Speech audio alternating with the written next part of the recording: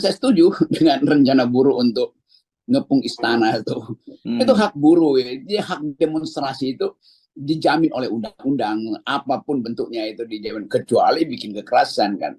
Lalu saya diminta orasi di situ, karena saya senang maka saya orasi kan, supaya buruhnya semangat. Saya tunjukkan fakta-fakta bahwa Presiden Jokowi itu harus bertanggung jawab terhadap Omnibus Law. Dia takut untuk berdebat, maka dia ajukan Omnibus Law itu dibatalkan di Mahkamah Konstitusi, dijadikan perpu.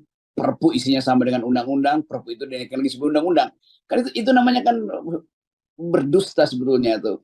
Nah, hal-hal semacam itu yang saya pastikan supaya dibenahi itu. Tetapi kemudian masuk soal laporan saya sebut bajingan tuh. Itu forum politik di mana orang bisa mengucapkan memilih satu kalimat supaya dia efektif kan. Maksudnya saya bilang oke, itu Presiden Jokowi orang yang penuh sopan santun. Ya nggak ada gerakan dong kalau begitu kan.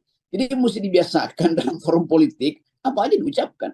Presiden Amerika Serikat sering dalam debat itu di ekonomi stupid, ekonominya goblok, kira-kira begitu kata Bill Clinton dulu segala macam. Jadi saya memakai istilah itu sebagai istilah yang biasa di dalam perdebatan politik kan standar aja kan. Bajingan, apalagi kata bajingan. Bajingan itu bahkan dianggap dulu sebagai, di zaman Mataram itu justru ada orang yang udah riset ditulis di National Geographic. Bajingan artinya orang yang dicintai Tuhan, itu namanya tuh bajingan. Karena itu dulu disebut sebagai kusir dokar, kusir apa namanya, kusir gerobak sapi, itu namanya bajingan. Jadi bajingan artinya mereka yang justru membawa berkah karena ngangkut bahan makanan dari zaman Mataram. Di zaman perang kemerdekaan juga pejuang kita disembunyikan di gerobak itu oleh para bajingan, kan itu intinya. Tapi kita nggak mempersoalkan itu. Yang kita persoalkan adalah hak orang untuk mengucapkan sesuatu, kenapa dihalangi itu.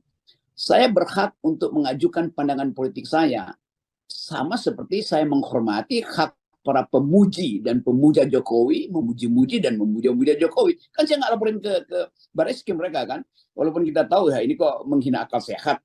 Jadi bukan sekedar pejabat yang dihina. Para pemuja Jokowi menghina akal sehat publik dengan menganggap Jokowi 90% masih didukung. Ya udah, saya nggak laporin itu. Tapi kita mesti biasakan bahwa pandangan politik itu ada yang negatif, ada yang positif, kan biasa.